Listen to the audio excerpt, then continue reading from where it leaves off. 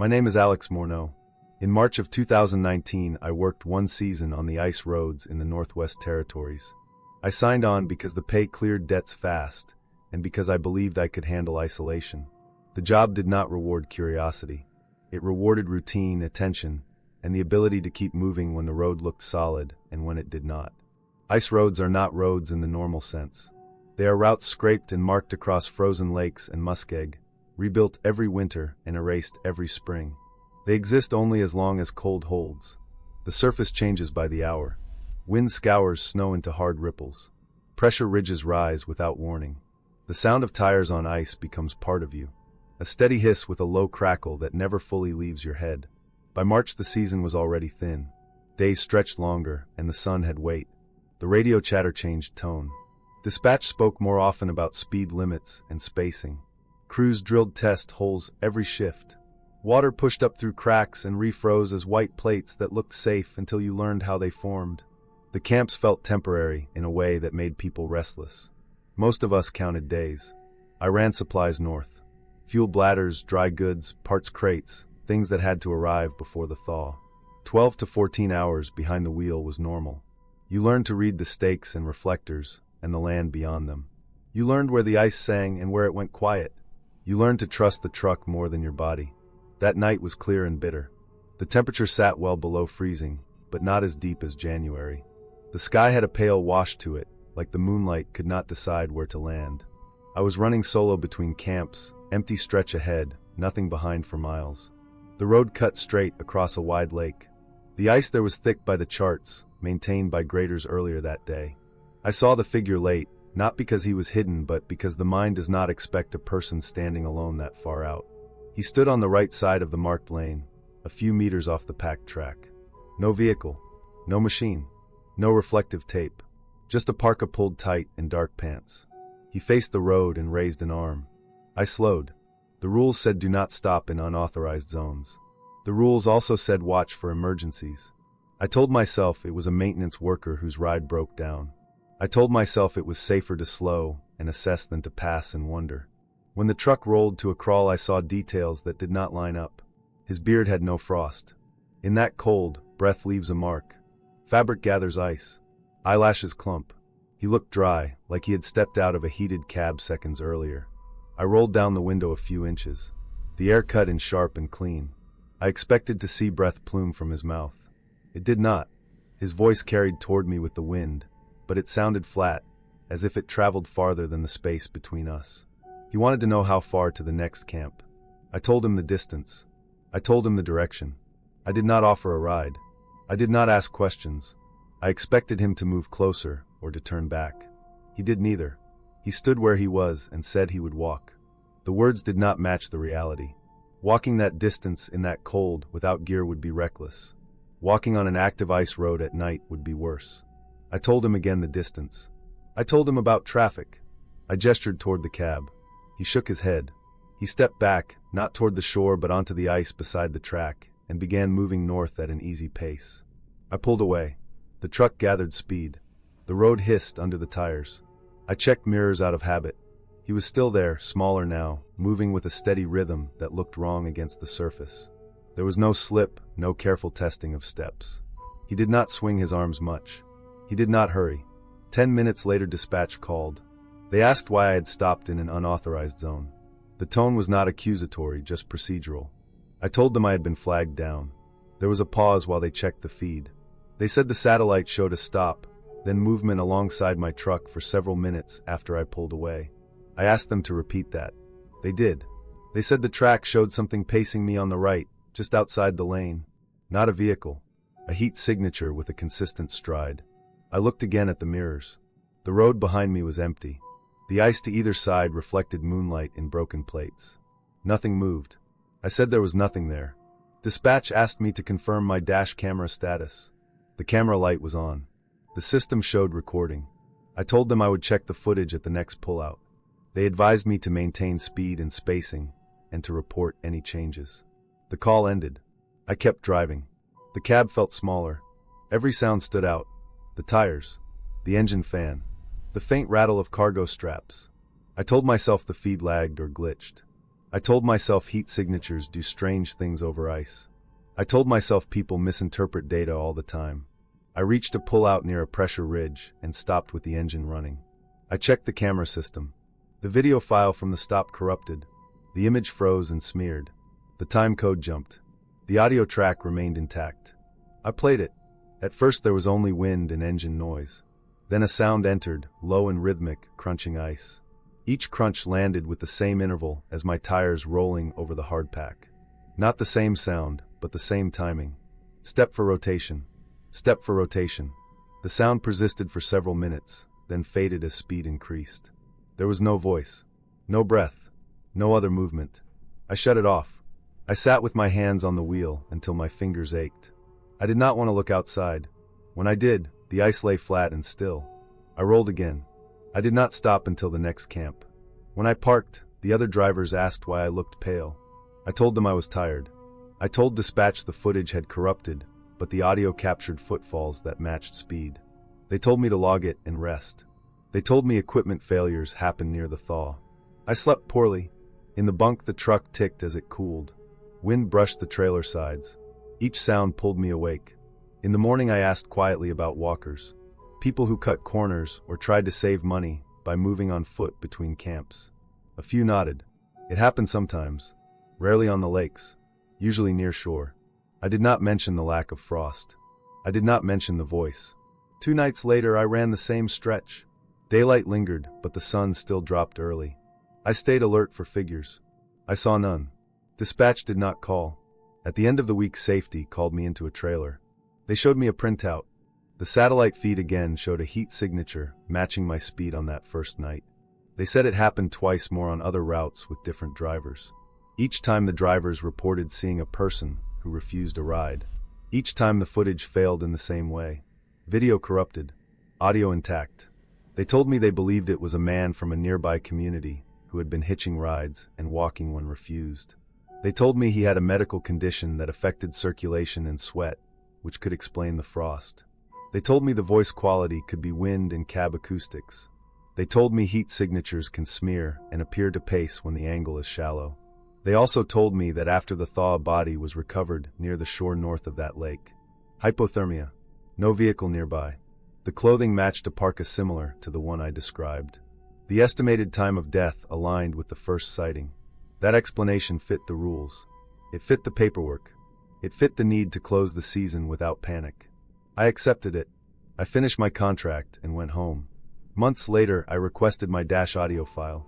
I listened again in my garage with better speakers. The crunches were clean. Each landed with intent. There was no stumble, no variation from fatigue. At one point the rhythm shifted by a fraction, as if adjusting to a change in my speed, then matched again. I thought about ice behavior. I thought about how sound travels over frozen surfaces. I thought about the physics of walking in extreme cold. I thought about the lack of frost and the flat voice and the refusal to ride. I also thought about how data can mislead and how fear fills gaps. I decided on the explanation that required the least invention. A man was out there. He needed help. He chose to walk. He kept pace for a time because he followed the packed track where footing was best. The heat signature could lag in a line. The audio could be the echo of my own tires bouncing back under the trailer, picked up by a sensitive microphone and interpreted as steps. That explanation let me sleep. I have not driven ice roads since. When winter deepens and lakes freeze near my home, I listen to the sound of boots on ice. I measure the distance between steps. I notice when the rhythm changes. I keep moving. My name is Daniel Ortiz. In February of 2021, I volunteered with Search and Rescue in the Rocky Mountains. I did it because I wanted to be useful in a clean way. Work, effort, result. Carry weight, follow lines on a map, bring someone home. I had a regular job that paid fine and felt empty. SAR gave me nights where sleep came fast and days where my body felt earned. The call came in before dawn. A solo snowshoer had not returned. Last phone ping near a ridge line above timber. The exact area stays restricted for good reasons. People go looking after stories like this. We staged from a plowed turnout and skinned up an old service road. The air was dry and sharp. The snow had that squeak that means cold. The sky was clear at first, stars hard and close. We split into small teams. I was paired with two experienced members, but spacing stretched as terrain funneled us.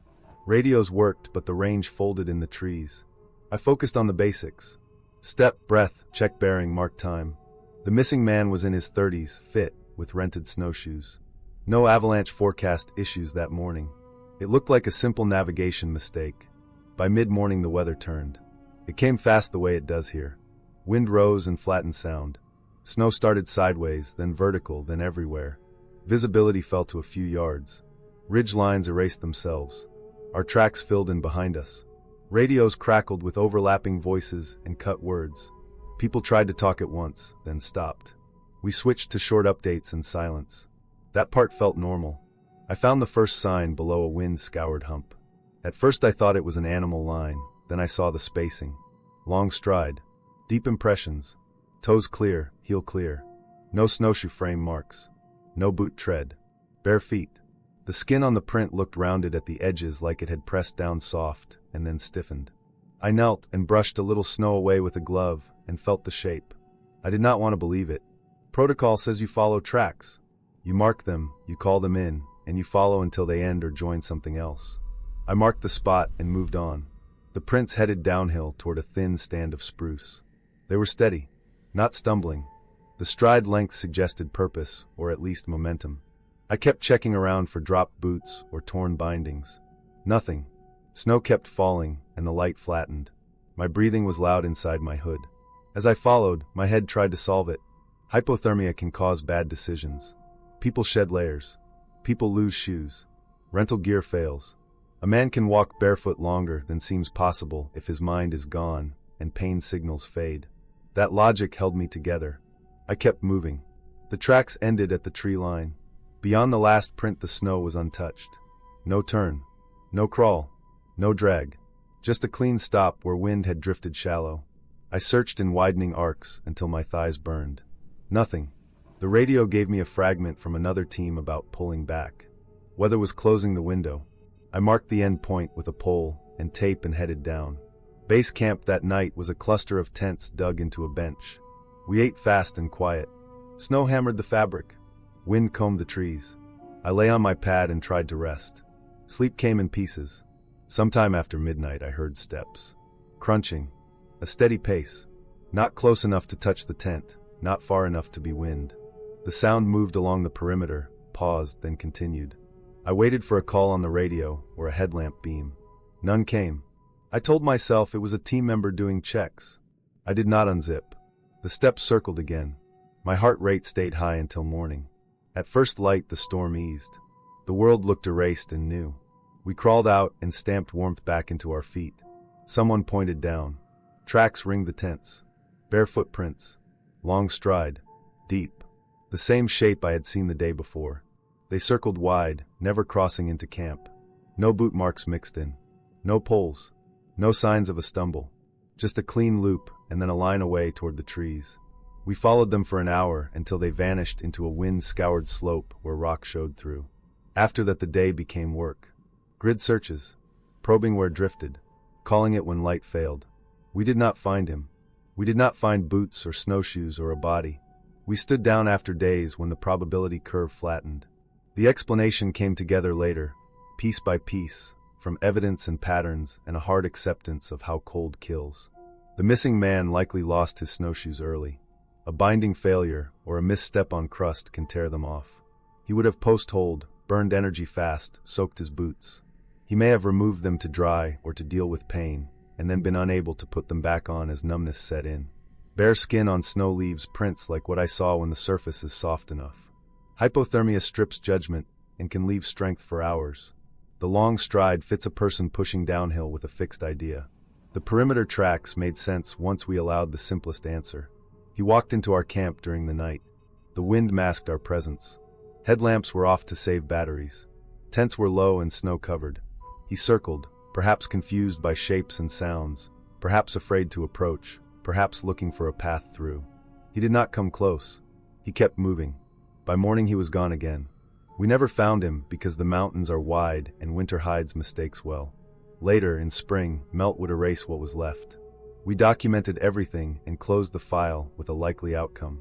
I kept the image of those prints with me, not as fear, but as a reminder of how thin the line is between order and loss. SAR taught me that usefulness does not always end in rescue. Sometimes it ends in knowing what happened and carrying it honestly.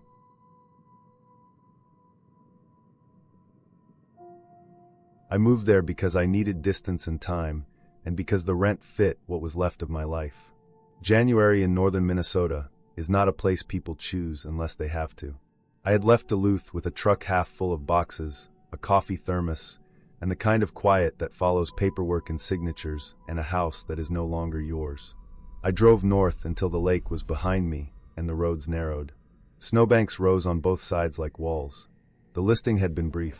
Heated, recently renovated, long-term preferred. The house sat alone at the end of a county road that the plow reached once a day if the weather allowed. The road curved through scrub pine and open field and ended at the driveway without warning. No mailbox nearby. No other lights at night. The snow was packed hard from previous tires but already dusted with fresh powder. The structure itself looked solid. One story wood frame, new siding over old bones. The roof had been shoveled clean. The windows were newer vinyl. The yard disappeared under snow. I got the keys in a gas station lot off the highway earlier that afternoon. The landlord did not come to the house. He said the last person left in a hurry. He did not say why. He said the furnace was new and the pipes were insulated. He said the place had been empty a few weeks. He took cash.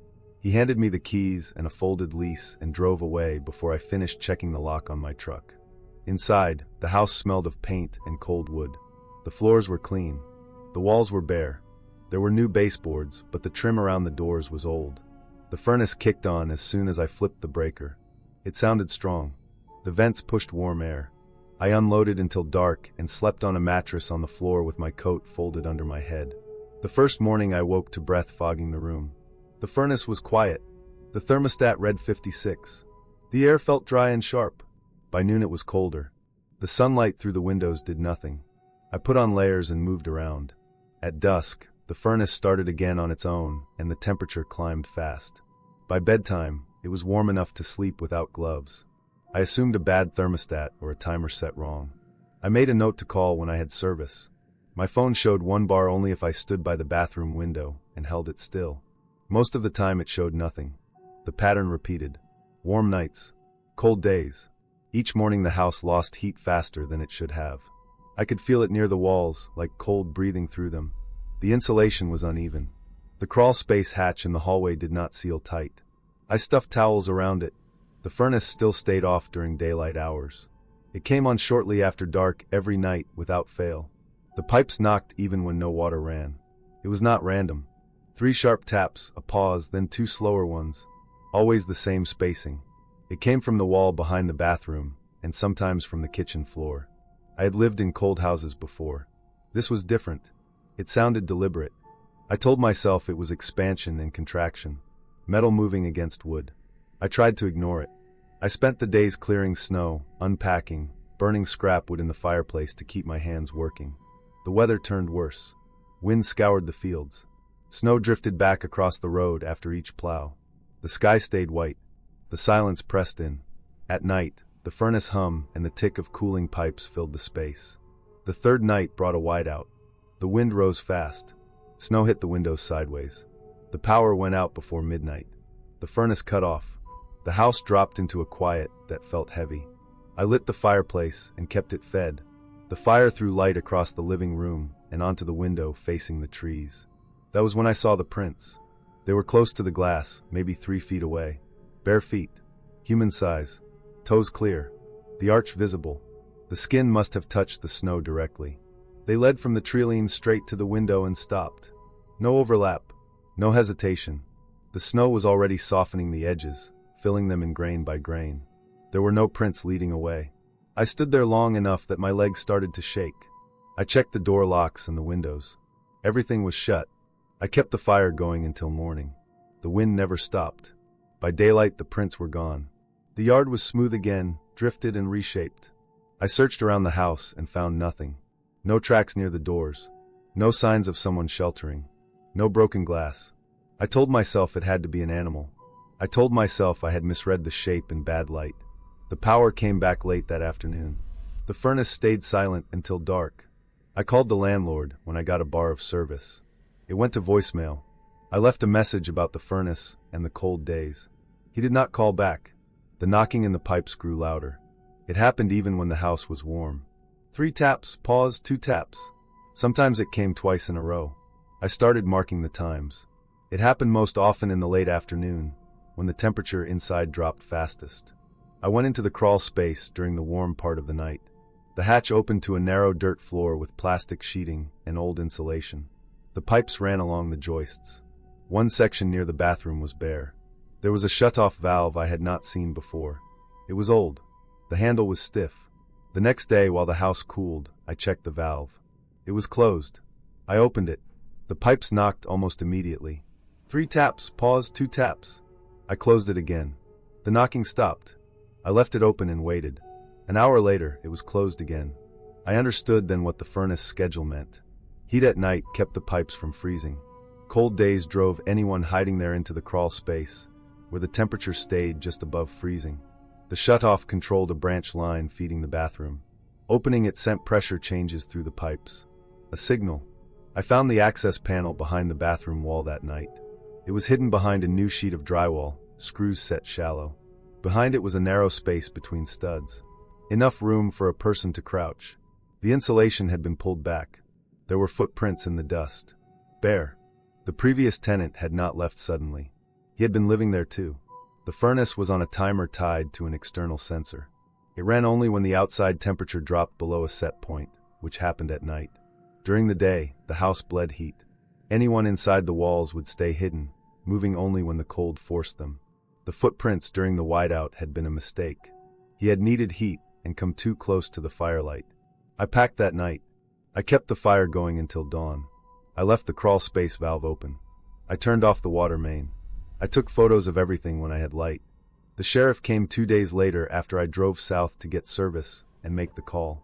They found a man hypothermic but alive in the crawl space of a neighboring abandoned shed, where he had gone when the pipes froze.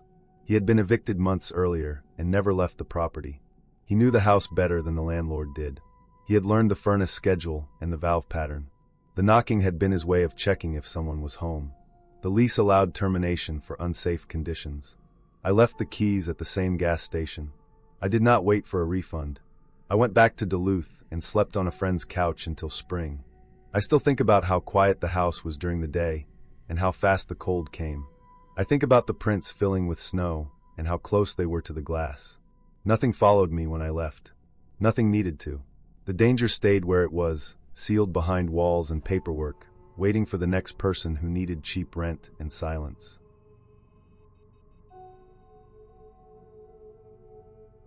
I took the winter caretaker job because it paid cash and I liked being alone. December of 1997 was already cold in the Adirondacks, the kind of cold that made your nose feel brittle and your breath taste metallic. The camp sat deep off a forest road that closed after the first heavy snow. Once the gate shut, it stayed shut until spring. 6 months of quiet, routine checks, and keeping the place from falling apart under ice and weight. There were 6 cabins according to the hiring paperwork when I signed, but the hand-drawn map tacked to the lodge wall showed only 5. They were numbered in pencil, uneven, like someone had drawn them from memory. The lodge was listed separate. It had a diesel generator, a propane stove, and an old radio with a long wire antenna strung through the trees. The radio worked when it wanted to. Most days it did not.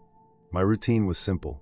Every morning I fired the generator, checked the fuel, swept snow from the lodge roof where I could reach, then snowshoed the perimeter fence lines. The camp had problems years back with locals cutting through, hunting, or dumping trash. The owner wanted eyes on it, even in winter. The fence was more suggestion than barrier, old wire stapled to trees, but it marked the boundary. On the 3rd day I found the cabin. I was following the north fence line, where it dipped toward a low drainage. The snow there was deep and soft, untouched since the last storm. I noticed a break in the trees that did not match the map in my head. I pushed through and saw a small structure tucked into a stand of spruce. It sat low, built from rough logs, darker than the others, with no number plate. The roofline was squat and heavy with snow. I stood there longer than I should have, feeling the cold creep into my boots. The place did not look abandoned in the way old camps usually do. The door was padlocked, but the lock was new enough to shine where ice had not dulled it. The chimney was short and thick.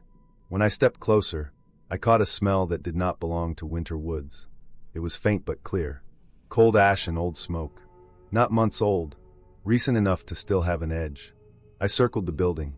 No tracks led to it. No snow had been cleared from the roof. The windows were shuttered from inside. The foundation was stone, set carefully, not something thrown together fast. It felt wrong only because it was not on my map, not because it was broken or strange. Back at the lodge, I checked the logbook. It was a thick binder with lined pages, each season signed off by caretakers before me. 5 cabins listed, numbered 1 through 5, with check marks beside weekly inspections. No mention of a 6th. I flipped back years. Same thing every winter. 5 cabins. Repairs logged. Roof leaks. Broken windows. Nothing else. I tried the radio that evening. The signal faded in and out, but I got through after a while. I explained what I found, careful to stick to facts. There was a long stretch of static. Then the owner responded. He did not ask for details. He did not ask where it was. He told me not to go back there. He said to stay on the marked areas and keep doing my job. The transmission cut after that. That answer sat wrong with me. Not fear. More irritation. I was being paid to watch the place, and there was a building no one wanted to explain. I told myself it was probably an old service cabin forgotten on paper, or something built before permits mattered. Still, the smell of smoke stuck in my head. That night a storm moved in fast. The sky went flat and heavy by late afternoon. Snow started falling thick and straight, no wind at first, then sideways. By dark, the world outside the lodge windows was gone. Sound changed during heavy snow. Everything felt closer, muffled. I shut down the generator early to save fuel, and lay on the bunk with a book I could not focus on.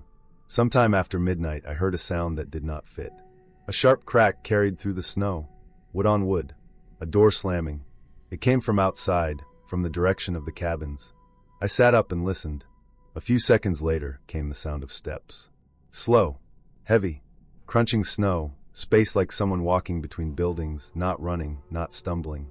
The noise moved past the lodge, faded, then stopped. I did not get up. I told myself it was snow sliding from a roof, or a tree shedding weight. I lay there until morning with the cold pressing in, and the silence settling again. The storm ended before dawn. When I stepped outside, the snow was smooth and deep, unmarked except for the drift around the lodge. I grabbed my snowshoes and followed my usual path toward the north line. I wanted to see tracks. I wanted something simple to explain the noise. When I reached the clearing where the cabin had been, I stopped. There was nothing there. No structure. No stones. No depression. The ground was level, covered in clean snow like it had never been touched. The trees stood the same. The space between them was empty. My boot prints told a different story. They came from the fence line, crossed the clearing, and stopped in the middle of nothing. They did not circle. They did not turn back. They simply ended. I stood there a long time, heart steady but head tight, replaying what I knew. Cabins do not vanish. Foundations leave scars. Snow does not erase stone overnight. I walked the perimeter again, wider this time. I found no debris. No fresh cuts. No drag marks. Back at the lodge, I dug deeper into the paperwork. Old tax records. Maintenance receipts. I found a reference from the late 70s to a temporary structure used during expansion, later removed. No location listed. Another note years later about a boundary dispute settled quietly. A name I recognized from the radio transmission signed that page. It took time, but the shape of it came together. The cabin had been real. It had been used recently without permission. Someone local, or connected to the owner, had been staying there off record. The smoke smell made sense. The padlock was for show. When I called it in, I forced a decision. The storm gave cover. Heavy snow erases tracks fast. A small crew with a truck and chains could break down a cabin in hours if they knew how. Logs hauled out. Stones pulled and stacked elsewhere. The door slam I heard was likely the last of it. Someone closing up before leaving. The footsteps were not wandering. They were purposeful, moving between buildings to avoid open ground. By morning, nothing remained but my prints, which told the truth in a way paper never would. I did not go back there again. I finished the winter without incident. No more sounds. No more surprises. When spring came and the road opened, the owner met me to settle up. He did not mention the cabin. Neither did I. The camp map on the wall still shows 5 cabins, and it always will. What stayed with me was not fear, but the understanding of how easily a place can be edited. How land holds memory only if someone wants it to. In winter, with enough snow and silence, even solid things can be erased clean, leaving behind only the marks of the people who noticed. I had never planned to be alone in the mountains in mid-January. The storm had come faster than I expected, and by the time I realized the severity, the road back to the nearest town had already vanished under a solid layer of fresh snow. I had set out that morning to hike a section of trail I knew well, thinking the day would be straightforward, even pleasant. The forest was quiet, the kind of silence that feels alive, with only the soft hiss of snow falling from branches and the occasional crack of ice underfoot. At first, the cold was manageable. I wore layers, a heavy coat, gloves, and a hat pulled low over my ears. My breath came out in steady white puffs, each exhale freezing instantly in the air. The trail was harder than usual. Snow covered the markers, the footprints of earlier hikers mostly buried. I had to rely on memory and the occasional glimpse of the trail blazes through the trees. The wind began picking up by midday, gusting down the slope in sudden bursts that bent the thin birch trunks and carried a sharp bite into any exposed skin. My hands ached inside their gloves, my fingers stiff and reluctant to move. I slowed my pace, but the chill made it hard to stay warm even while walking. By late afternoon, the sky had turned a deep gray, and the light was fading faster than I anticipated. I realized then that I would not make it back to the road before dark. The wind was louder now, sounding like distant footsteps and low, rolling thunder through the treetops. I checked my backpack for my extra layers and supplies. I had food, water, and a small first aid kit, but I knew that keeping warm was my priority. I tried to identify a spot for shelter, something wind protected, preferably a hollow among the trees or a fallen log I could crouch against. I found a small clearing surrounded by thicker evergreens. The branches were heavy with snow, creating a rough windbreak, and the ground was slightly raised, keeping me off the lowest, damper layer of snow. I started to dig with my hands, scraping away the top layer to create a depression I could crouch into. The work was exhausting. Snow crumbled under my fingers, wet and icy, and my coat was soon soaked through with sweat, which quickly cooled. I hugged my knees to my chest and wrapped my arms around them, rocking slightly to keep blood moving through my extremities. Darkness came fully, and the world shrank to the circle of my headlamp. The wind pushed at the trees, bending their trunks and sending showers of snow down around me. Every time a branch cracked, I jumped, certain that something had approached through the woods. I knew it was just the storm, the weight of snow and ice on the brittle branches. But in the dark, with the isolation pressing in, the forest felt close, almost tangible, like it was aware of me. I tightened the straps on my backpack and pulled my coat tighter around my shoulders, trying to convince myself that I was safe. The hours dragged. Time became difficult to measure. I listened for any sound beyond the wind, the snap of a branch, the scurrying of an animal, the crunch of footsteps, but there was nothing. I focused on my breathing, on the steady rhythm of in and out, trying to keep calm. My fingers were numb now, and my feet ached inside wet socks and frozen boots. I tore small strips of fabric from the inside of my coat to insulate my gloves, and tried to wiggle my toes to restore feeling. Every movement was slow and deliberate, conscious of the fragile warmth I was struggling to maintain. Eventually, I realized I could not stay in that position forever. My body needed more circulation, more activity to stave off the creeping numbness. I began to walk slowly, cautiously, through the clearing and into the thicker part of the forest. Each step sank into deep snow, exhausting me further, but it allowed blood to flow. I kept my head down, trying to shield my face from the wind. I told myself I was heading downhill, back toward a road, though I had no clear idea of distance or direction. The forest had become uniform, a gray-white maze of trunks and snow-laden branches. By midnight, the storm was at its worst. Snow fell in thick sheets, and the wind carried it in jagged currents that struck like needles against exposed skin. My boots were full of slush, my legs soaked and freezing. Every movement required concentration.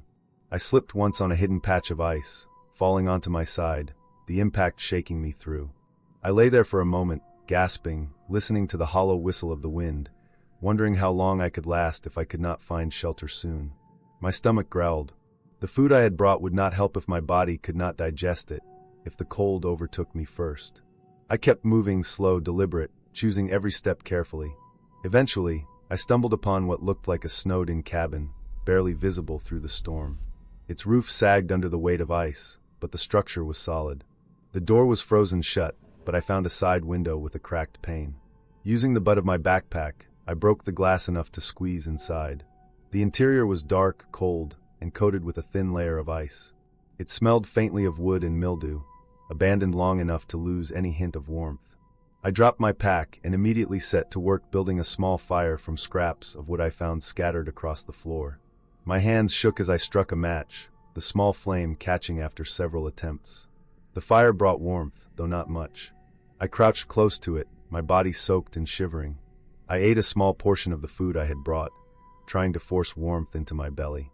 Outside, the wind raged, hurling snow and ice against the walls of the cabin, shaking the door in its frame. Inside, I could feel the cold seeping through every crack, a creeping, relentless chill. I stayed awake, alert, counting the minutes and seconds, listening to the storm. I thought of the nearest town, of the road I had hoped to reach, of how simple the morning had seemed before the storm. By early morning, the wind had lessened, and a gray light seeped through the cabin's frost-covered windows. I ventured outside cautiously, testing the snowpack and surveying my surroundings. The storm had buried everything under a uniform sheet of white, but the road was faintly visible. The trek back would be long, but I could make it. My limbs were stiff and sore, but moving brought warmth. I traced a path, marking landmarks as I went to ensure I did not get disoriented. The wind still bit at my face, but it no longer carried the same threat. The immediate terror of being caught in the storm passed. By mid-morning, I reached the road, marked by snow poles and tracks from vehicles that had come before. The sight of tire ruts and the occasional fence post felt like salvation. I followed the path until I reached the first houses at the edge of the town. Their chimneys sent up thin spirals of smoke, the faint smell of burning wood signaling warmth and safety. I walked up to the nearest porch, wrapping my gloved hand against the door until someone answered. Relief washed over me. I explained my situation, and a neighbor brought blankets, hot drinks, and eventually a ride to a larger shelter. By the time I was settled inside a heated home, I understood fully what I had experienced. The isolation, the relentless cold, the way the forest pressed in during the night, the exhaustion that made every step a trial. I realized how quickly comfort can vanish in winter, how fragile warmth and security are when faced with the elements. I kept thinking about the cabin, how it had saved me, how its walls had held back the storm just enough to let me survive. I stayed there for hours, wrapped in blankets, drinking the hot coffee they offered, replaying each moment of the night in my mind. I knew I would never underestimate the mountains in winter again, and the quiet fear of that night would remain with me, precise and unshakable, every time I looked at a forecast predicting snow. I made my way back home that evening, cold but safe, grateful and exhausted. The storm had passed, and the world outside the window seemed ordinary again, yet I could not forget the isolation, the cold pressing from every direction, the sound of wind through trees like something alive. That night in the forest had left its mark. It was a reminder that winter is not just cold, but capable of swallowing even the careful and prepared, and that survival often depends on the smallest margins. A windbreak, a hollow in the snow, a cabin long abandoned. I had been lucky, and I would carry the memory of that night, in every detail, for the rest of my life.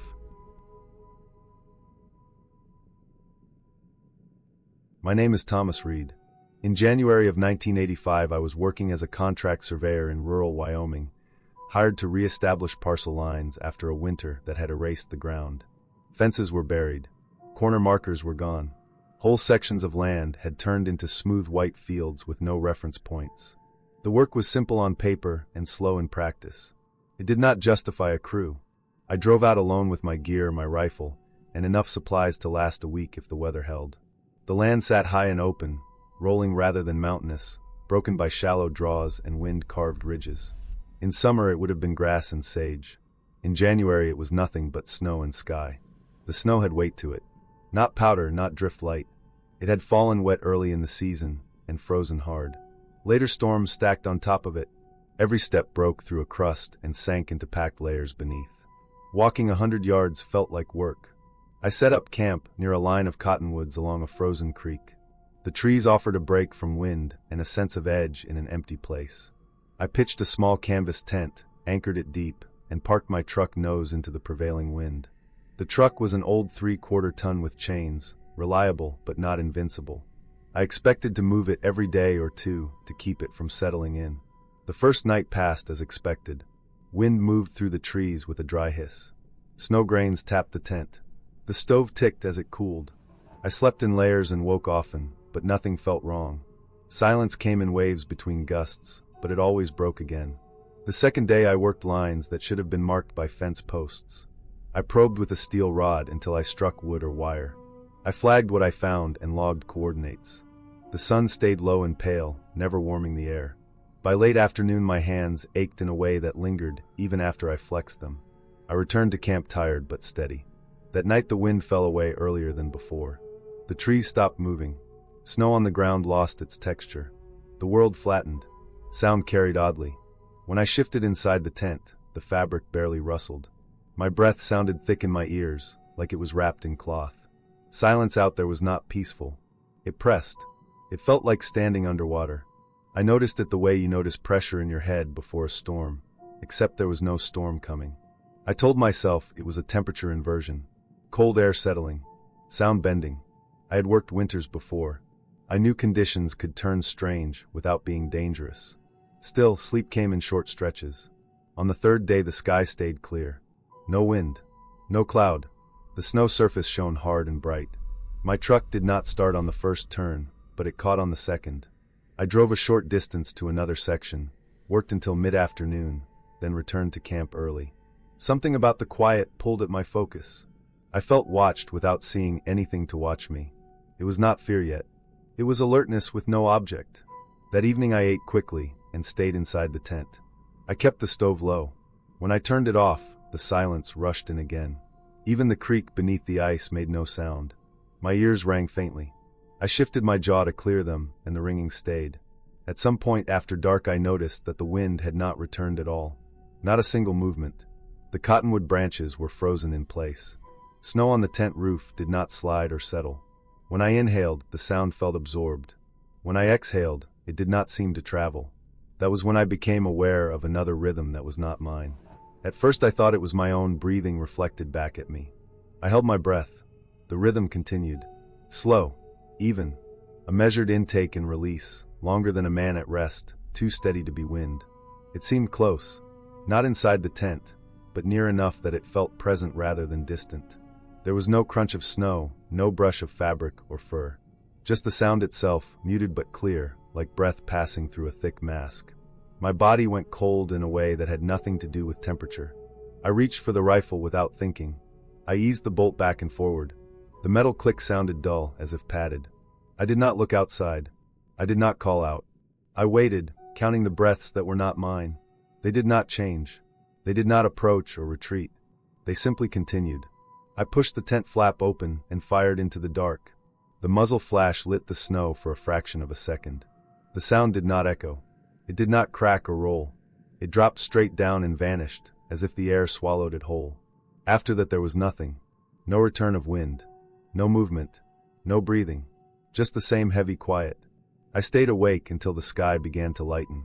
When I finally stepped out, the cold hit harder than before. My truck sat where I had left it, but it looked wrong. Snow was banked high around the tires and along the sides. Not drifted. Shaped. The surface was smooth and dense, like it had been packed by repeated pressure. The snowfall overnight had been minimal. An inch at most. This was far more than that. I walked around the truck. The snow rose nearly to the bottom of the doors. I dug with my shovel and felt resistance. This was not loose accumulation. It had been compacted in layers, pressed tight against the body and frame. I checked the ground around it. There were no clear tracks, but the surface showed subtle disturbances, shallow depressions filled in and smoothed over by hand or boot. The cold had locked them in place. I stood there longer than I should have, staring at the work. There was intent in it. Whoever had done this had wanted the truck immobilized. They had taken time. I packed my gear without breaking camp down fully. I took only what I could carry. I locked the truck out of habit, though it meant nothing. I set my compass and started walking toward the highway, keeping the cottonwoods behind me. The silence followed me. It stayed thick and close. My own steps sounded wrong, like they were happening inside my head instead of on the snow. After a mile the wind began to return in thin threads. By the second mile it moved freely again. Sound spread. The pressure eased. I did not look back. I reached the road by late afternoon and flagged down a ranch truck. I rode to town and stayed the night. The next day I contacted the county and told them I was withdrawing from the contract. I did not give details beyond equipment loss and unsafe conditions. Weeks later, after the snow receded, a local deputy went out with a tow rig to recover my truck. He found it where I had left it. There were signs of recent human presence in the area. A transient camp less than a mile away. Footprints that had been partially preserved beneath later drifts. Packed snow consistent with deliberate effort, likely done at night when the surface was workable. The breathing I heard was explained by the same inversion that killed the sound of my rifle. Under those conditions, a person standing nearby could breathe loudly enough to be heard without footsteps carrying. The lack of echo was physics, not absence. The silence was real, but it was not empty. I did not return to that line of work after winter. I took indoor jobs. When snow falls now, I pay attention to how it lies, how it stacks, how it can be shaped by hands as easily as wind. What happened out there did not require anything beyond human intent and weather working together. That is what made it dangerous. There was nothing unreal about it at all. I had never planned to be alone in the mountains in mid-January. The storm had come faster than I expected, and by the time I realized the severity, the road back to the nearest town had already vanished under a solid layer of fresh snow. I had set out that morning to hike a section of trail I knew well, thinking the day would be straightforward, even pleasant. The forest was quiet, the kind of silence that feels alive, with only the soft hiss of snow falling from branches and the occasional crack of ice underfoot. At first, the cold was manageable. I wore layers, a heavy coat, gloves, and a hat pulled low over my ears. My breath came out in steady white puffs, each exhale freezing instantly in the air. The trail was harder than usual. Snow covered the markers, the footprints of earlier hikers mostly buried. I had to rely on memory and the occasional glimpse of the trail blazes through the trees. The wind began picking up by midday, gusting down the slope in sudden bursts that bent the thin birch trunks and carried a sharp bite into any exposed skin.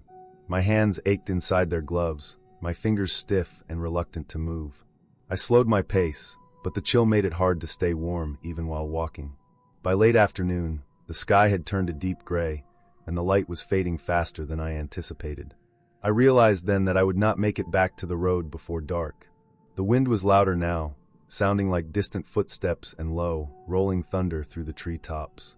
I checked my backpack for my extra layers and supplies.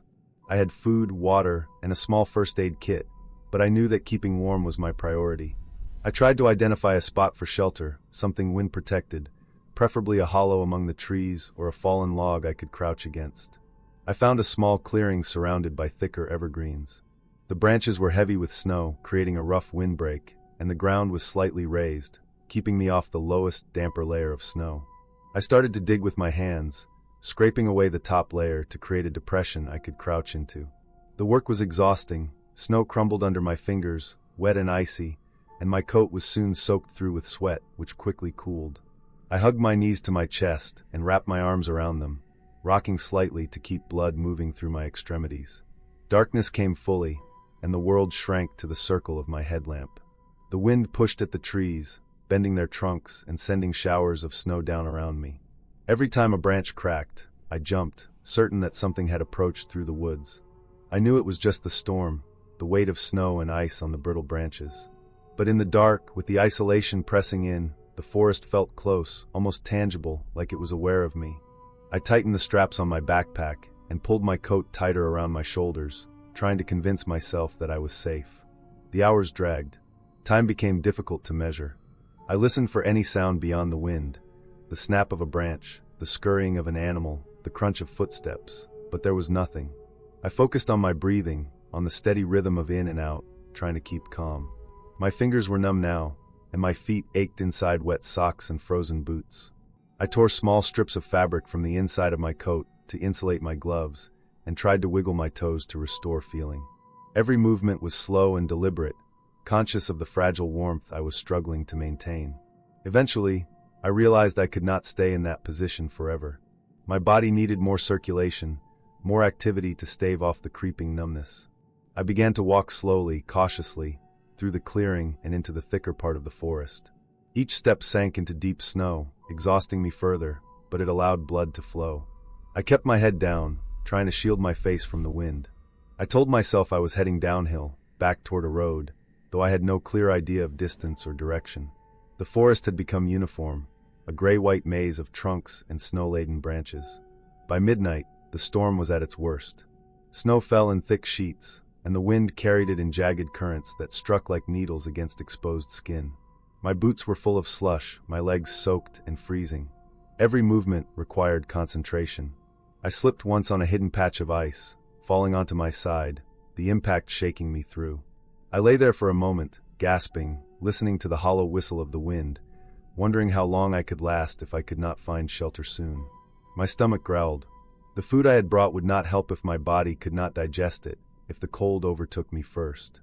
I kept moving slow, deliberate, choosing every step carefully. Eventually, I stumbled upon what looked like a snowed-in cabin, barely visible through the storm. Its roof sagged under the weight of ice, but the structure was solid. The door was frozen shut, but I found a side window with a cracked pane. Using the butt of my backpack, I broke the glass enough to squeeze inside. The interior was dark, cold, and coated with a thin layer of ice. It smelled faintly of wood and mildew, abandoned long enough to lose any hint of warmth. I dropped my pack and immediately set to work building a small fire from scraps of wood I found scattered across the floor. My hands shook as I struck a match, the small flame catching after several attempts.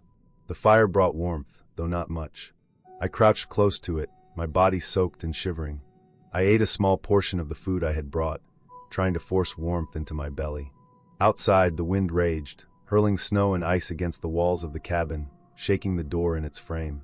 Inside, I could feel the cold seeping through every crack, a creeping, relentless chill. I stayed awake, alert, counting the minutes and seconds, listening to the storm. I thought of the nearest town, of the road I had hoped to reach, of how simple the morning had seemed before the storm. By early morning, the wind had lessened, and a gray light seeped through the cabin's frost-covered windows. I ventured outside cautiously, testing the snowpack and surveying my surroundings. The storm had buried everything under a uniform sheet of white, but the road was faintly visible. The trek back would be long, but I could make it. My limbs were stiff and sore, but moving brought warmth. I traced a path, marking landmarks as I went to ensure I did not get disoriented. The wind still bit at my face, but it no longer carried the same threat. The immediate terror of being caught in the storm passed. By mid-morning, I reached the road, marked by snow poles and tracks from vehicles that had come before. The sight of tire ruts and the occasional fence post felt like salvation. I followed the path until I reached the first houses at the edge of the town. Their chimneys sent up thin spirals of smoke, the faint smell of burning wood signaling warmth and safety. I walked up to the nearest porch, wrapping my gloved hand against the door until someone answered. Relief washed over me. I explained my situation, and a neighbor brought blankets, hot drinks, and eventually a ride to a larger shelter. By the time I was settled inside a heated home, I understood fully what I had experienced. The isolation, the relentless cold, the way the forest pressed in during the night, the exhaustion that made every step a trial. I realized how quickly comfort can vanish in winter, how fragile warmth and security are when faced with the elements. I kept thinking about the cabin, how it had saved me, how its walls had held back the storm just enough to let me survive. I stayed there for hours, wrapped in blankets, drinking the hot coffee they offered, replaying each moment of the night in my mind. I knew I would never underestimate the mountains in winter again, and the quiet fear of that night would remain with me, precise and unshakable, every time I looked at a forecast predicting snow. I made my way back home that evening, cold but safe, grateful and exhausted. The storm had passed, and the world outside the window seemed ordinary again, yet I could not forget the isolation, the cold pressing from every direction, the sound of wind through trees like something alive. That night in the forest had left its mark. It was a reminder that winter is not just cold, but capable of swallowing even the careful and prepared, and that survival often depends on the smallest margins. A windbreak, a hollow in the snow, a cabin long abandoned. I had been lucky, and I would carry the memory of that night, in every detail, for the rest of my life.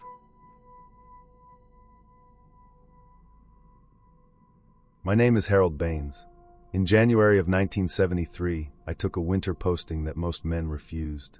The Forest Service paid extra for overwintering at a fire lookout in the Cascades. The money mattered to me. I was 39, recently separated, and carrying debts that followed me like a shadow. I told myself I liked solitude. I told myself I could handle cold. I told myself the quiet would help. The tower sat on a narrow ridge above a long bowl of timber and rock.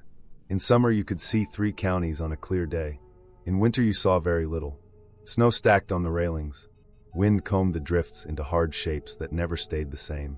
The tower stood on steel legs sunk into rock. It was never still. Even on calm days it shifted in small ways, like a living thing settling its weight. I arrived by Snowcat with 2 men who did not linger. They unloaded crates, fuel, food, and mail. They shook my hand and left me with a checklist and a radio schedule.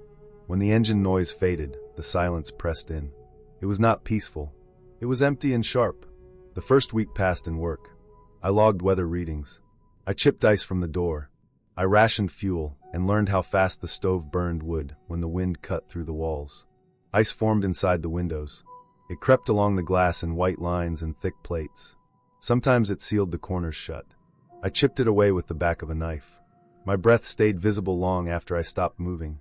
At night the tower groaned. Wind hit the legs and set the whole structure swaying. The motion was slow but constant. It made sleep shallow. I lay on my bunk listening to metal flex and contract. The sound traveled through the stairs and into the floor. I learned each noise and told myself they were normal. The stairs were open metal, bolted to the side of the tower.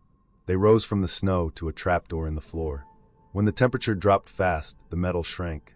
Bolts popped. Treads complained. I understood this in theory. The first time I heard the steps, it was around 2 in the morning. I woke without knowing why. The stove had burned low. The room was dim. Then I heard the creak. 1 step, then another, slow and spaced. Not the chatter of wind, not the sudden bang of a loose panel. These were weighted sounds, measured. I sat up and listened. The steps continued, one at a time, climbing toward the trapdoor. I waited for the final sound, the soft rattle of the latch. It never came. The noise stopped. I lay there for a long time with my heart working too hard. When nothing else happened, I told myself it was the tower cooling. I told myself metal could sound like that. I slept again. The next night it happened at nearly the same time. I woke before the sound began, as if my body expected it. The steps rose from below. Slow, even. I counted them without meaning to. There were fewer than a man would take. They stopped 2 steps from the top. I got out of bed and crossed the room. The floor was cold through my socks. I lifted the latch and pulled the trapdoor open. Wind rushed up. Snow dust swirled. The stairs were empty. The forest below lay dark and unmoving. I checked the perimeter each time after that. I swept snow from the landing. I looked for broken bolts or bent treads. I found nothing that explained the sound. Each night the steps came. Always near 2. Always the same pace. Always stopping short. By the 3rd week my sleep was thin. I drank more coffee. I kept the stove hotter than I should have. The tower creaked more when the temperature swung. Ice thickened inside the windows. Frost climbed the walls in pale fur. I wrote everything down. Time, wind speed, temperature, sound. I told myself records mattered. I told myself facts would settle it. A storm came in hard near the end of January.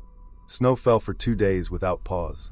Wind pressed the tower so far that the cup rattled. I stayed inside and fed the stove. The radio crackled and went quiet.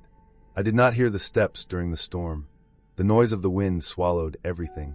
On the 3rd morning the storm broke. The world outside was white and clean. Drifts rose above the stair railings. I opened the trapdoor and looked down. There were tracks. A second set of boot prints circled the base of the tower. They were clear and deep. The snow had fallen after the storm. These prints cut through the new layer and into the packed crust beneath. They were not mine. My boots were narrow and worn. These were wider. The heel marks were square and heavy. Each step pressed far down. The tracks made a full circle. Then they stopped directly under the trapdoor. There were no tracks leading away. I stood there until the cold burned my face. I went back inside and closed the door. I sat at the table and stared at the floor. I thought of animals. Elk. Bear. None walked like that. None wore boots. I thought of pranksters and dismissed it. No one climbed that ridge in winter for a joke. I thought of another ranger and felt a brief relief.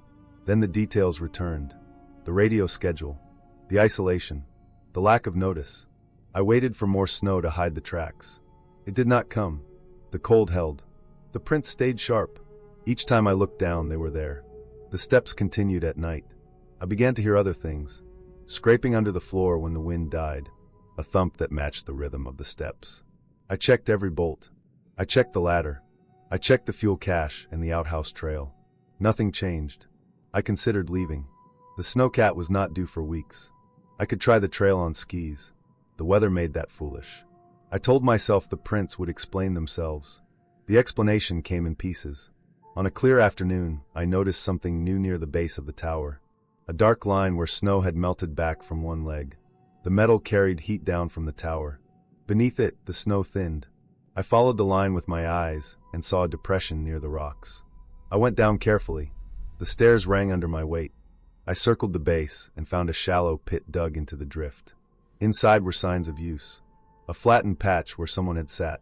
A scrap of canvas frozen stiff. A tin can with the label gone. I did not touch anything.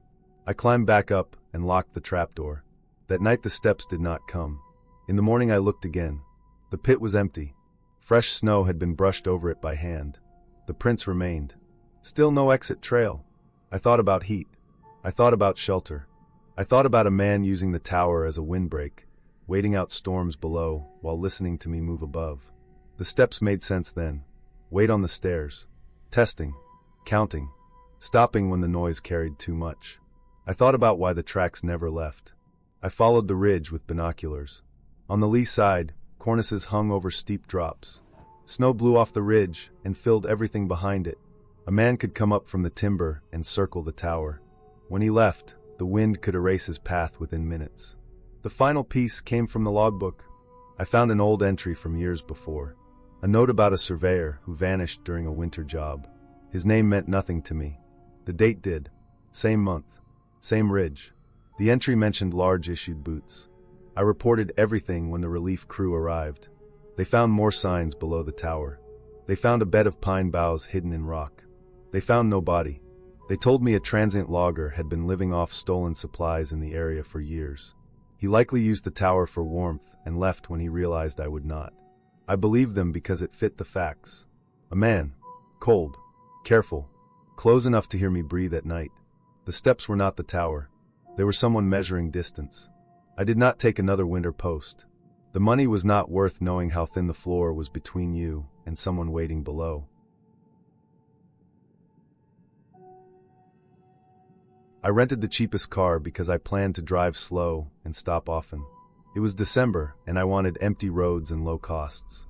I had flown in early, picked up the keys before sunrise, and walked out into a parking lot crusted with ice. The car was a small hatchback with worn tires and a heater that smelled faintly of old dust when I turned it on. I told myself that Iceland was safe if you respected it. I told myself I would. I was alone by choice. Off-season meant fewer people, fewer distractions, more room to think. The southern coast was supposed to be gentle compared to the north. Long flats, black sand, low cliffs, weather that moved fast but left just as fast. I had checked the forecast. It looked manageable in the morning. Light snow. Wind building later. The first hours were fine. The road was clear in patches, slick in others. The sky stayed low and gray, the kind of gray that erased depth and made everything look closer than it was.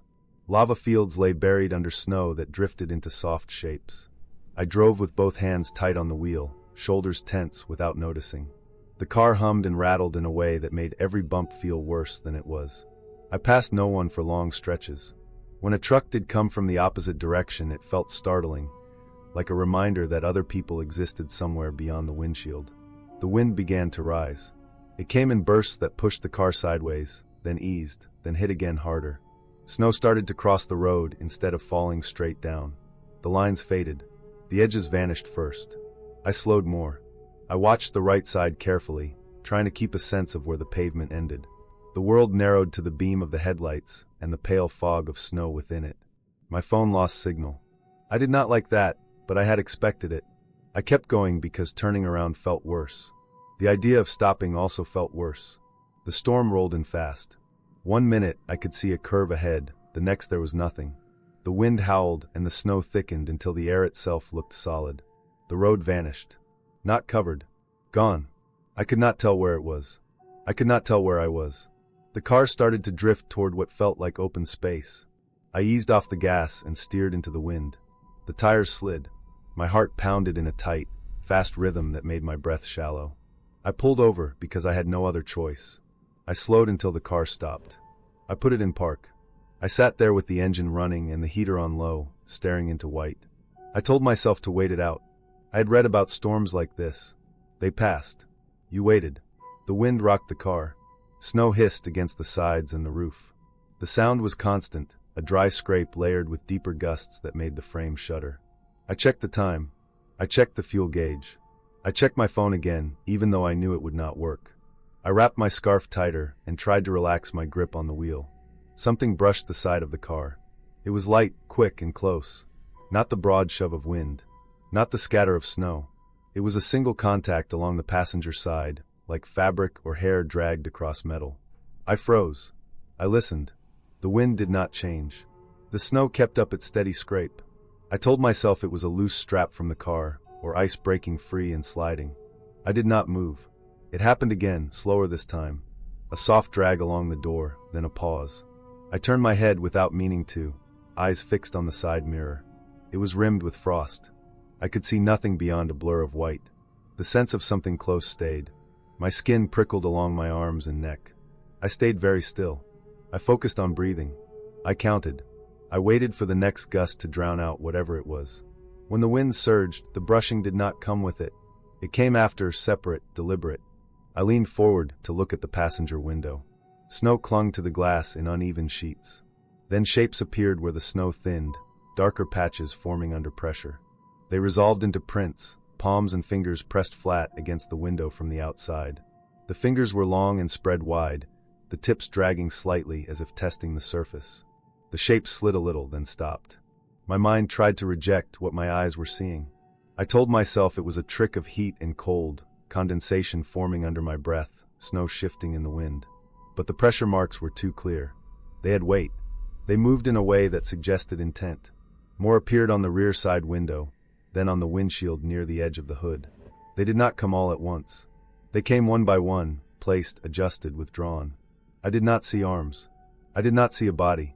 Only hands, flattened against the glass, leaving darker smears where warmth met cold. I locked the doors even though I knew they already were. I turned the heater down because the fog on the glass made the shapes harder to see, not easier. I did not turn the engine off. I did not honk. I did not flash the lights. I did not want to draw attention to myself. I wanted whatever was out there to lose interest. The car rocked again, not from wind. A subtle shift, like someone leaning on the side. The print slid a little more, then lifted away. Snow rushed back to fill the gaps. I waited for them to return. They did not right away. Time stretched. The storm did not ease. The world stayed white and loud. I checked the time again. Minutes crawled. My legs cramped. My mouth went dry. I sipped water carefully to make it last. I tried to keep my thoughts practical. I thought about fuel consumption. I thought about carbon monoxide, even though the exhaust was clear. I cracked a window a fraction anyway. The brushing came back once, light and quick, then not again. The prints did not reappear. I stayed inside for 6 hours. I know because I checked the time often, because it mattered to hold onto something measured and real. I did not sleep. I did not close my eyes. I sat with my back straight and my head turned slightly toward the windshield, listening and waiting. When the storm passed, it did so without warning. The wind fell away first. The scrape of snow softened, then stopped. The light changed. The white thinned into gray, then into a cold, clean blue. I waited longer to be sure. When I opened the door, the air was sharp and still. Snow lay smooth around the car, untouched by tracks or drifts. The road reappeared as if it had never left. I walked around the car slowly. There were no marks on the doors. No scratches. No handprints. The snow was unbroken right up to the sides. The mirrors were intact. The roof was clean. I checked again, closer, kneeling to look along the panels. Nothing. I got back in and drove as soon as the road was visible enough to trust. My hands shook on the wheel. I kept the speed low. Daylight made the landscape beautiful in a way that felt wrong after what had happened. The black sand beaches lay stark against the white. The sea was a flat steel color. I did not stop. I returned the car the next day. I told myself not to mention the storm unless asked. The clerk checked the mileage and walked around the vehicle with a tablet. I stood there with my bag at my feet, watching the reflection of the terminal windows ripple across the hood. They charged me for interior damage. I asked to see it. They opened the driver door and pointed up. The headliner above the seat was torn, a long rip near the grab handle, fibers pulled loose and hanging. It looked as if someone had grabbed it hard and yanked down. I stared at it and felt a slow wave of cold move through me, deeper than fear. I remembered bracing myself when the wind pushed the car sideways, one hand on the wheel, the other reaching up without thought. I remembered my grip tightening as the car rocked, my body lifting slightly off the seat as I leaned into the motion. I remembered the sound of fabric tearing under my fingers, lost in the storm noise. I had not noticed it then. I had been focused on staying still, on not doing anything that might make things worse. The handprints had been on the outside. The damage was inside. The explanation sat there, plain and heavy. Stress and cold and isolation had sharpened every sensation. Snow sliding on glass had looked like fingers. Condensation had darkened under pressure, and my mind had filled in the rest. The brushing had been ice breaking loose from the wheel well, or a loose panel vibrating in the wind. The 6 hours had stretched my nerves thin until normal things felt hostile. I paid the charge and left. On the flight home, I watched the wing flex over the ocean and thought about how easy it is to lose scale in a place like that. How small mistakes grow fast. How the cheapest option costs more when conditions turn. I did not think about hands. I thought about grip and how hard I had held on, and how close that had come to being enough to tear something loose.